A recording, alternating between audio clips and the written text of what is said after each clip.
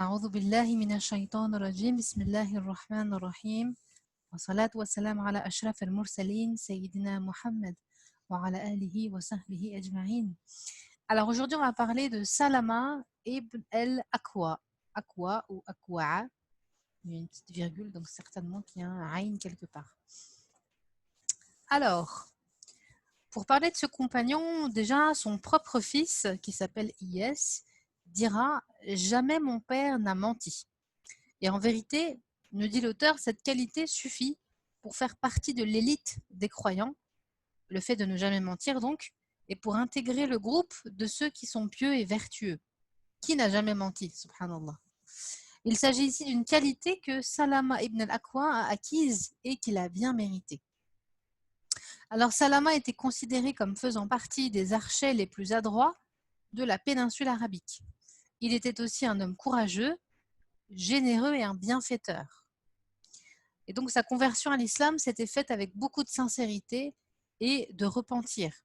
L'islam l'avait ensuite façonné de telle sorte qu'il puisse s'épanouir à travers ses qualités. Alors qui était Salama?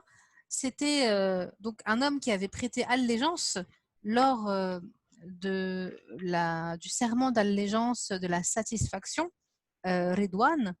Et en fait, ce serment, c'était en l'an 6 de l'Hégire, lorsque le prophète Mohammed sallallahu alayhi wa sallam avait quitté Médine avec ses compagnons en direction de la Mecque pour accomplir, vous savez, la Umrah. En apprenant la nouvelle, les Qurayshites s'étaient préparés pour affronter les croyants et les empêcher d'entrer à la Mecque.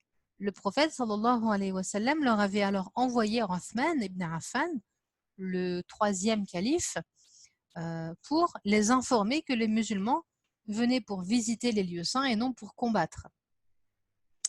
Pendant l'absence de Uthman, une rumeur va circuler disant qu'il avait été tué par les Qurayshites. Alors il faut savoir qu'au début, les Qurayshites l'avaient gardé en otage, puis ils l'avaient relâché. Et en réaction à cela, le prophète Mohammed sallallahu alayhi wa sallam s'assit à l'ombre d'un arbre et demanda à ses compagnons de lui prêter allégeance individuellement en s'engageant à mourir en cas de combat. Salama rapporte à ce sujet « J'ai prêté allégeance au messager de Dieu sous l'arbre en m'engageant à mourir en cas de combat. Je me suis ensuite assis sur le côté. » Lorsque l'affluence des gens diminua, le prophète Mohammed sallallahu alayhi wa sallam me dit « Ô Salama, pourquoi ne me prêtes-tu pas allégeance ?» Je lui dis « Mais je t'ai prêté allégeance, ya Rasulallah. » Il me dit « Et encore ?» Je lui prêta alors allégeance à nouveau. Yani, il lui a demandé de reprêter allégeance. Certes, Salama a été fidèle à son serment d'allégeance. Il avait d'ailleurs toujours été fidèle à son engagement, et ce, depuis qu'il avait prononcé l'attestation 2 fois, Shahada. Salama dira plus tard « J'ai participé à 16 expéditions, 7 aux côtés du prophète Mohammed sallallahu alayhi wa sallam et 9 avec Zayd ibn Haritha, le fils adoptif du prophète Mohammed sallallahu alayhi wa sallam. Alors Salama était un fantassin, donc un fantassin c'est un soldat d'infanterie particulièrement habile et un lancier très adroit. Comme on l'a dit déjà plus haut, il faisait aussi partie des grands archers. Sa tactique de guerre ressemblait à celle des guérillas de nos jours, nous dit l'auteur. Lorsque son ennemi l'attaquait, il battait en retraite, et lorsque son ennemi tournait le dos ou faisait une halte pour se reposer, eh bien, il l'attaquait avec force. Yani, c'était un stratège, quoi.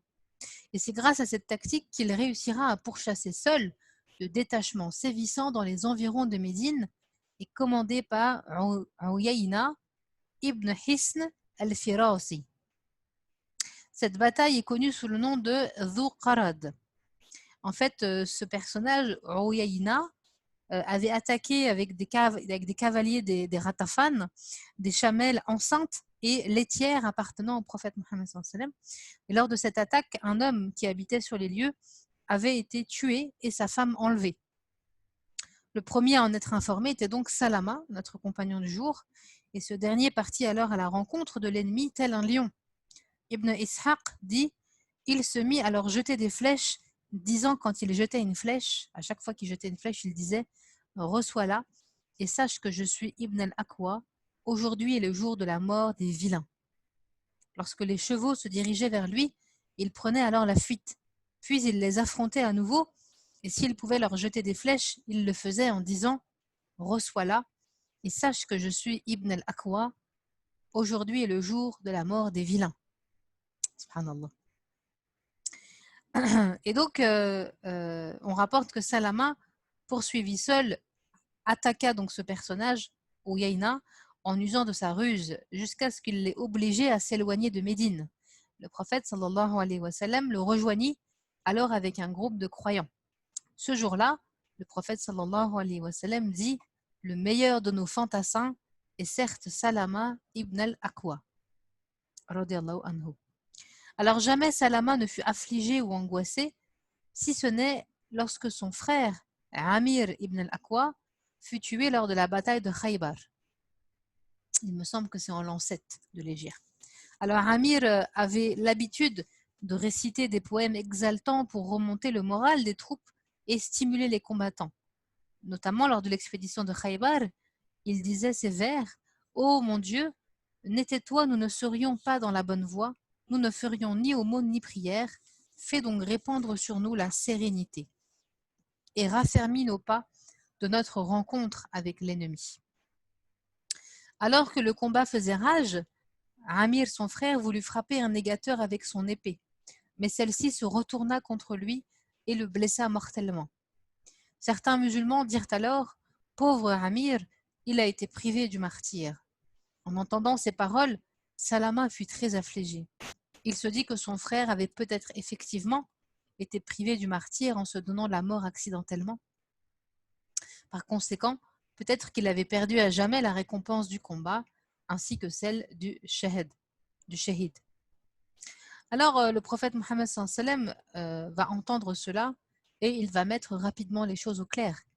Il va interroger Salama va interroger le prophète Mohammed sallam et il va lui demander, il va dire « Ya Rasulallah, est-il vrai que les œuvres de Amir sont anéanties à tout jamais ?»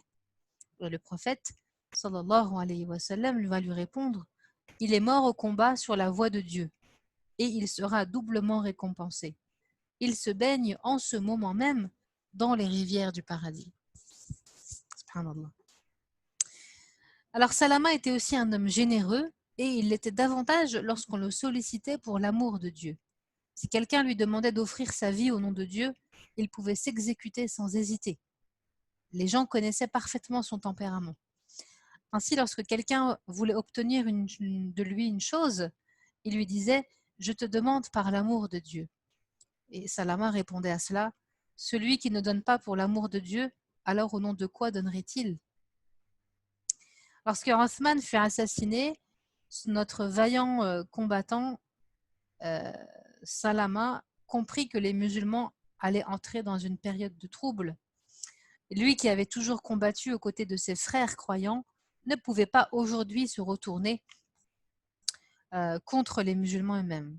Certes, cet homme que le prophète sallallahu alayhi wa sallam avait salué pour son habileté lors du combat n'avait pas le droit aujourd'hui d'utiliser cette capacité contre les musulmans. Par conséquent, Salama prendra la décision de quitter Médine pour aller s'établir à Rabda, le même endroit qu'avait choisi Abu Dhar al-Rifari comme lieu d'exil. Et donc il passera le reste de sa vie dans ce village.